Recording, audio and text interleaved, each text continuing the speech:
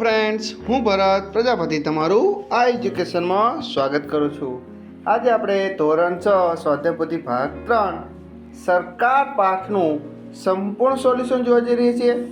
Solution જોતા પહેલાં જો તમે મારી ચેનલ પર નવા હો તો પ્લીઝ ચેનલને સબસ્ક્રાઈબ કરી દેજો, વિડીયોને લાઈક કરી દેજો અને તમારા મિત્રો સાથે આ વિડીયોને શેર કરવાનું ભૂલતા નહીં। તો ચાલો હવે આપણે શરૂ કરીએ। પ્રશ્ન નંબર 1, સરકાર બાબતે કયું વિધાન સાચું છે? તો અહીં 4 વિધાન આપેલા છે કે દેશના સંચાલન માટે કે નિર્ણયો લેવા સરકારની જરૂર પડે છે। 2, દેશના વિકાસ માટે સરકાર આયોજનપૂર્વક કાર્ય કરે છે। 3, બંધારણને કેન્દ્રમાં રાખી કાયદા બનાવવાનું કાર્ય કરે છે। 4, કાયદાનો અમલ કરવાનું કાર્ય કરે છે। તો એ 4 વિધાન સાચા છે, એટલા માટે જવાબ આવશે ડી। બીજો પ્રશ્ન જોઈએ। કયા પ્રકારના શાસનમાં લોકો મતદાન દ્વારા પોતાના પ્રતિનિધિ ચૂંટે છે? તો લોકશાહી સરકાર। ભારત દેશના ચૂંટાયેલી સરકારની મુદત સામાન્ય રીતે કેટલા વર્ષની હોય છે? તો 5 વર્ષની। વિશ્વમાં સૌથી વધુ મતદાન ધરાવતો લોકશાહી દેશ કયો? તો ભારત। જવાબ આવશે ડી। 5મો પ્રશ્ન જોઈએ। નીચેનામાંથી કયું લક્ષણ રાજાશાહી પ્રકારનું નથી? તો લોકોને પોતાના શાસક ચૂંટવાનો અધિકાર હોય છે, આ એક લોકશાહીમાં હોય છે, રાજાશાહીમાં હોતું નથી, એટલે જવાબ આવશે અહીં આપણે સી। આગળ જોઈએ। રસ્તા પર બસની રાહ જોવાની જગ્યાએ ધ્યાનમાં રાખવાની બાબત નીચેનામાંથી કોનો સમાવેશ થતો નથી? તો પેવમેન્ટ, ફૂટપાથ પર ઊભા રહેવું, સમયસર ઘરેથી નીકળી જવું, સામે રસ્તા પર ઊભા રહીને ટ્રાફિકને અવરોધશો નહીં, બસ સ્ટોપ પર રમતો રમવી જોઈએ। તો આ ડી રહ્યો કરવું જોઈએ નહીં, એટલે જવાબ આવશે આ ડી। રોડ ધાર आहे કાળા અને સફેદ ધારનો કયા નામે ઓળખાય છે? તો એનામાં ઝીબ્રા ક્રોસિંગ નામે ઓળખાય છે। ત્યારબાદ આપણે જોઈએ કે બંધ બસતા જોડકા આપણે જોડો। તો પહેલું હતું રાજાશાહી સરકાર, તેમાં આવશે એક જ વ્યક્તિ શાસન કરે છે। બીજામાં રાજ્ય સરકાર, તેમાં સમગ્ર રાજ્યમાં કાર્યભાર સંભાળે છે। ત્રીજો પ્રશ્ન, તો તેમાં આવશે સ્થાનિક સરકાર કે ગામ અને શહેર માટે કાર્યભાર સંભાળે છે। ત્યારબાદ રાષ્ટ્રીય સરકાર, તો તે સમગ્ર દેશના કાર્યભાર સંભાળે છે। સામ્યવાદી સરકાર, તો સામ્યતા કે સરખાપણાને મહત્વ આપે છે। ત્યારબાદ લાલ લાઇટ, તો એ આવશે થોભો। પીળી લાઇટ, તો તેમાં આવશે તૈયાર રહો, અને લીલી લાઇટ તો આગળ વધો। આગળ જોઈએ આપણે ખરા ખોટા આપણે જોવાના છીએ। તો પહેલાં જોઈએ, લોકશાહીમાં લોકોના હાથમાં સત્તા હોતી નથી, તો આ વિધાન કેવું છે? ખોટું। રાજાશાહી શાસક ચૂંટણી વગર પસંદ થાય છે, તો આ વિધાન સાચું છે। અદાલત સરકારને વિવિધ મુદ્દાઓ માટે સૂચન કે આદેશ કરી શકે છે, આ વિધાન પણ સાચું છે। ગામ કે શહેરનો કાર્યભાર સ્થાનિક સરકાર સંભાળે છે, તો આ વિધાન પણ સાચું છે। આગળ જોઈએ આપણે હવે, ભારતમાં પ્રમુખશાહી લોકશાહી વ્યવસ્થા જોવા મળે છે, તો આ વિધાન કેવું છે? ખોટું। રસ્તો ઓળંગતા પહેલા તમારી ડાબી તરફ જુઓ, તો આ વિધાન કેવું છે? સાચું। આફ્રિકાના ગાંડાના પાણીના શરીર પર કાળા પટ્ટા હોય છે, આવા પટ્ટાઓ રસ્તા પર દોરવામાં આવે અને તેને ઝીબ્રા ક્રોસિંગ કહે છે, તો આ વિધાન પણ સાચું છે। ખૂણા કે વળાંક પર ક્યારેય રસ્તો કોણ ન કરો, તો સાચું।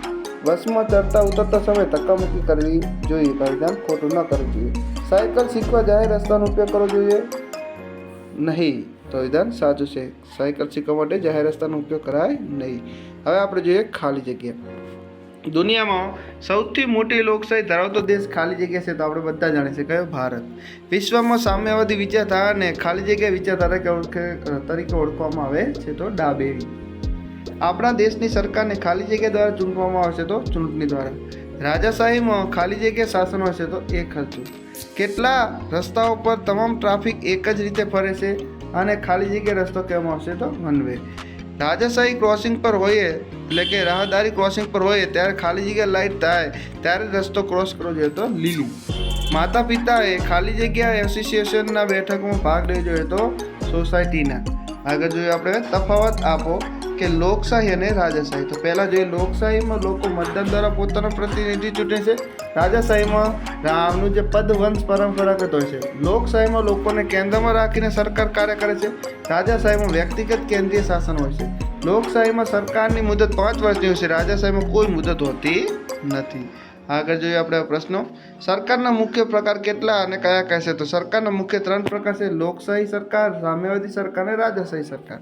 આપણા દેશમાં કયા પ્રકારની શાસન વ્યવસ્થા જોવા મળે છે? તો આપણા દેશમાં સંસદીય લોકશાહી શાસન વ્યવસ્થા જોવા મળે છે. લોકશાહી શાસન વ્યવસ્થામાં કેટલા પ્રકાર છે અને કયા કયા? તો લોકશાહી શાસન વ્યવસ્થાના 2 પ્રકાર છે, પ્રમુખ લોકશાહી અને સંસદીય લોકશાહી. ચોથો પ્રશ્ન, સાયકલિંગ કરતી વખતે ધ્યાનમાં રાખવાની બાબતો જણાવો. તો સાયકલિંગ કરતી વખતે સાયકલ હંમેશા રસ્તાની ડાબી બાજુ ચલાવવી જોઈએ. મુખ્ય રસ્તાની જગ્યાએ અંદરના રસ્તા પર સાયકલ ચલાવવી જોઈએ. બસમાં મુસાફરી કરતા ધ્યાનમાં રાખવાની બાબતો ગણો. તો બસમાં ધક્કામુક્કી ના કરવી જોઈએ, ખોટો ઘોંઘાટ ના કરવો જોઈએ, બસની સીટોને નુકસાન ના કરવું જોઈએ. આગળ જોઈએ આપણે હવે, નીચેના વિધાનો માટે કારણ આપો. પહેલો પ્રશ્ન છે કે લોકશાહીમાં લોકોને કેન્દ્ર સ્થાને માનવામાં આવે છે. તો લોકશાહી શાસન વ્યવસ્થામાં લોકો મતદાન દ્વારા પોતાના પ્રતિનિધિ ચૂંટે છે. ચૂંટણીમાં વિજેતા ઉમેદવારો દ્વારા સરકારનું નિર્માણ થાય છે. આમ લોકશાહી શાસન વ્યવસ્થામાં લોકોના હાથમાં સત્તા હોતી આ વ્યવસ્થામાં લોકોને કેન્દ્ર સ્થાને માનવામાં આવે છે. હવે જે બીજો પ્રશ્ન, લોકોના અધિકારો રાજાશાહીમાં જળવાતા નથી. તો રાજાશાહી શાસન વ્યવસ્થામાં મોટે ભાગે એક વ્યક્તિ એટલે કે રાજા શાસન વ્યવસ્થા સંભાળે છે, જેની સામાન્ય રીતે ચૂંટણી થતી નથી. માટે આ શાસન વ્યક્તિ કેન્દ્રીય હોય છે. રાજાશાહીમાં લોકોની સુખાકારી કે વ્યવસ્થાને બદલે શાસકની સુખાકારી સુવિધા કે વ્યવસ્થાને મહત્ત્વ આપવામાં આવે છે. સરકાર કાયદાના ફેરફાર કરે છે. તો સરકાર બંધારણને કેન્દ્ર રાખીને લોકોની ઈચ્છા લોકમત અનુસાર લોકહિત માટે જરૂરી કાયદા ઘડે છે. લોકશાહીમાં જો લોકમત બદલાય તો સરકારે ઘડેલા કાયદાના સરકારે અમલમાં મૂકેલા કાયદામાં ફેરફાર કરવા પડે છે. લોકશાહી સરકાર કાયદા હેઠળ સરકારની સત્તા ધરાવે છે. ટૂંક નોંધ આપો. સરકારનું મહત્વ. 1. દરેક દેશને જુદા જુદા નિર્ણય લેવા માટે તેમજ એ નિર્ણયનો અમલ કરવા માટે સરકારની જરૂર પડે છે. 2. દરેક દેશમાં બંધારણ અનુસાર કાયદા બનાવવા, તેમને અમલમાં મૂકવા તેમજ તેના સુધારા કરવા સરકારની જરૂર પડે છે. 3. સરકારે બનાવેલા કાયદા અને નિયમો દેશના બધા લોકોને સમાન રીતે લાગુ પાડવા માટે સરકાર જરૂરી છે. 4. લોકશાહીમાં લોકોની ઈચ્છા મુજબ વહીવટી ચલાવવા સરકારને જરૂર પડે છે. સરકાર જ લોક કલ્યાણના કારણો કરે છે. હવે નીચે આપેલા ફકરામાંથી લોકશાહી સરકાર, સાંવિધાનિક સરકાર અને રાજાશાહી સરકાર વિધાનો ભેગા થઈ ગયા છે. તેને જુદા જુદા કરી અલગ અલગ રીતે લખો. તો પહેલું હતું લોકશાહી સરકાર, કે લોકોને કેન્દ્રમાં રાખી સરકારનું કામ કરે છે. સરકારનું સંચાલન લોકો દ્વારા સીધા મતદાન થકી આડકતરી રીતે લોકો જ કરે છે. સામ્યવાદી સરકાર, આ પ્રકારના શાસનમાં બધાને સામ્યતા કે સરખાપણાને વિશેષ મહત્ત્વ આપવામાં આવે છે. શ્રમિક, મજૂરો કે લોકોને આર્થિક, બૌદ્ધિક કે વૈચારિક રીતે સમાનતાના આધારે જોડી સરકારનું સંચાલન કે શાસન ચલાવાય છે. આગળ જોઈએ આપણે હવે. અને છેલ્લું હતું રાજાશાહી સરકાર, તો કે આ રાજાશાહી શાસન પદ વારસમાં મળે છે. આ પ્રકારના શાસનમાં લોકોને પોતાનો શાસ ચૂંટવાનો અધિકાર હોતો નથી અને એક દ્વારા લેવાતો નિર્ણય આખરી માનવામાં આવે છે. હવે આપણે જોઈએ કે દૈનિક વર્તમાન અને કે અન્ય સહાય સરકારના અંકો કાર્યનું કટિંગ મીડિયા અહીં ચોંટાડો. તો અહીં આપણે ચોંટાયેલું છે, તમે પણ તમને મળી શકે છે. જે જૂના છાપા હોય તેમાંથી તમને આ કટિંગ મળી જશે.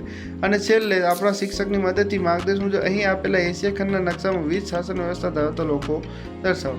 તો અહીં તમે ચિત્રમાં જોઈ શકો છો, બાંગ્લાદેશ લોકશાહી છે, પાકિસ્તાન લોકશાહી છે, ઇન્ડોનેશિયા લોકશાહી છે, બ્રાઝિલ લોકશાહી છે. તો મિત્રો આ હતું આપણા સરકાર પાઠનું સંપૂર્ણ સોલ્યુશન. તો અમારી ચેનલ પર નવા હો તો પ્લીઝ ચેનલને સબસ્ક્રાઈબ કરતા જાજો, વિડીયોને લાઈક કરતા જાજો અને તમારા મિત્રો સાથે આ વિડીયોને શેર કરવાનું તો ભૂલતા જ નહીં. Thank you.